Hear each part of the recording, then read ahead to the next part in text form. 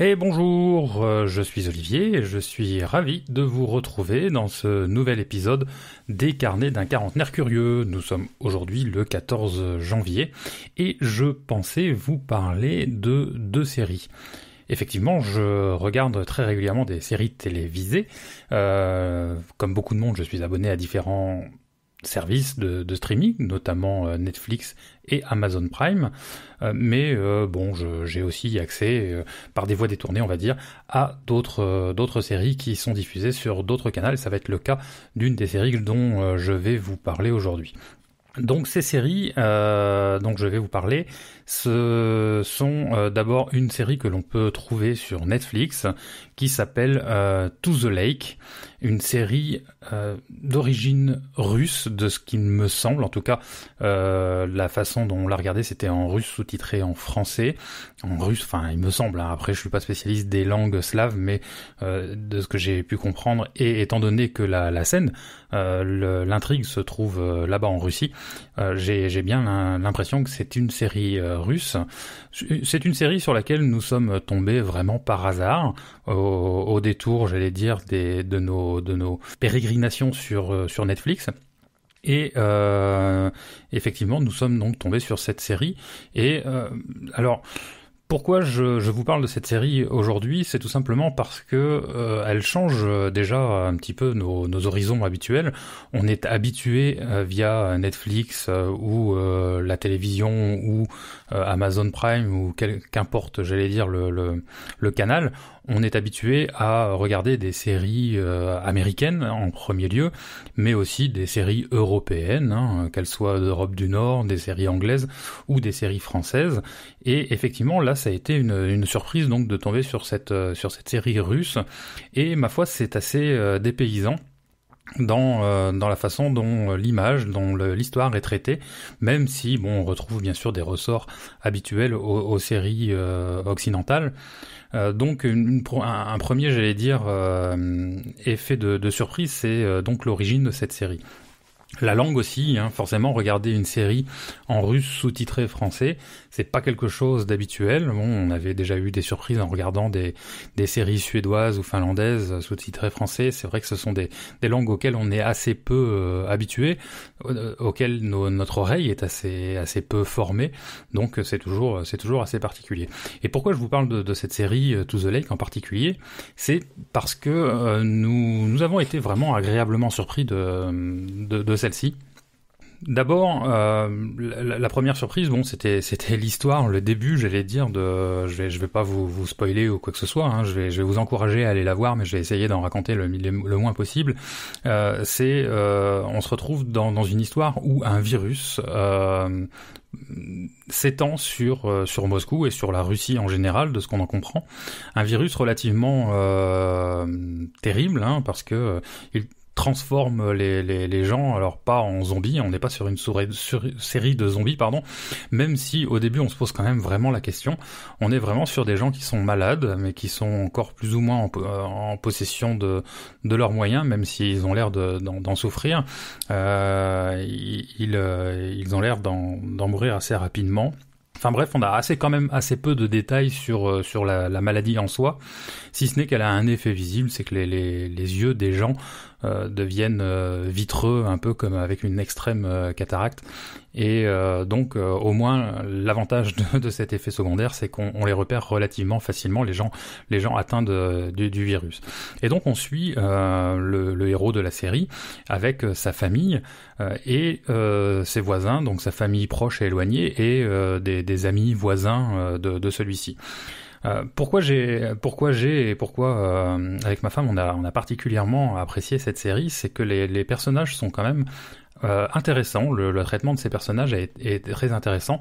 Donc pour la faire simple, en fait, l'histoire, donc ce sont des gens qui habitent dans la banlieue moscovite, et qui cherchent à fuir cette pandémie pour rejoindre un lieu qu'a construit, enfin un lieu de villégiature, on va dire, du père du héros, qui se trouve assez éloigné sur un lac. C'est un bateau qui a été transformé en cabane, et donc toute l'histoire de la série, c'est ce voyage entre leur maison et puis ce lieu, d'où le nom de la série To the Lake. Et donc on va les suivre au fur et à mesure de leur voyage. C'est un peu comme un road movie, un road series si vous voulez, où on va suivre nos personnages principaux tout au long de ce trajet.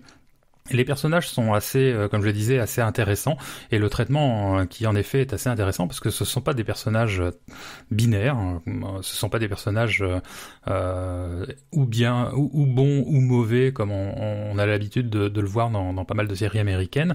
Là, on a vraiment des personnages qui ont tous une part d'ombre très très importante, sauf le héros malheureusement parce que lui, il échappe un peu à cette vérité qui est valable pour tous les autres personnages. Donc on a des personnages qui sont assez fouillés, qui ont tous une part d'ombre, que ce soit le père qui est alcoolique, que ce soit sa femme qui finalement, je vais pas rentrer dans ces détails, mais enfin tous ont vraiment une histoire, des zones d'ombre qu'il est intéressant de découvrir au fur et à mesure des épisodes.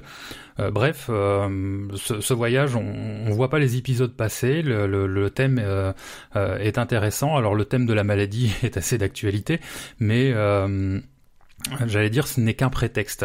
Ce qui est intéressant aussi, c'est le traitement qui en est fait, notamment les effets de bord politique, dans le sens où on voit rapidement aussi une milice armée qui essaie de profiter de la situation pour prendre le pouvoir et qui représente un peu les grands méchants de la série, mais pas que. Là encore, on est sur des zones d'ombre et des zones qui ne sont pas ni blanches ni noires, mais vraiment des teintes de gris qui sont intéressantes. Bref, je ne peux que vous encourager de voir cette série si ce n'est déjà fait. Donc c'est sur Netflix et ça s'appelle To the Lake.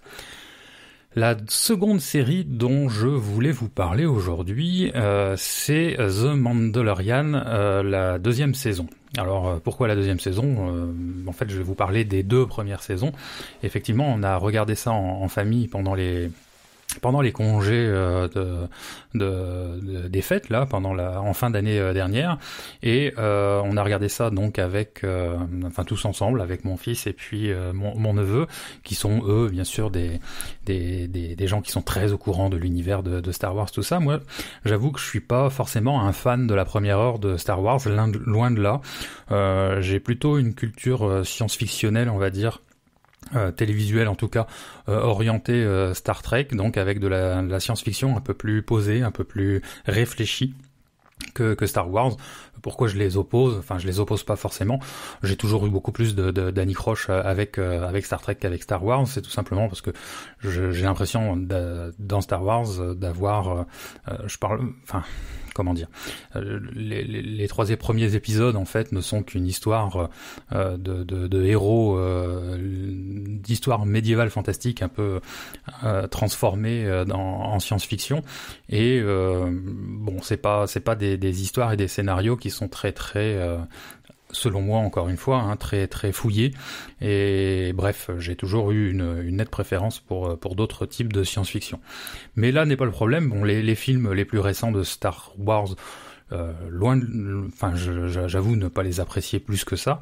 Donc je suis allé vers cette série The Mandalorian un peu pour voir, quoi. On va dire comme au poker, on va miser pour voir un petit peu ce qui va se passer. Et bien là, ça a été le cas pour moi, et j'avoue avoir été très très agréablement surpris par cette série. Là aussi, les personnages sont très attachants, que ce soit le personnage principal de The Mandalorian, que j'apprécie particulièrement, le ton qui lui est donné, sa personnalité, sa façon d'être.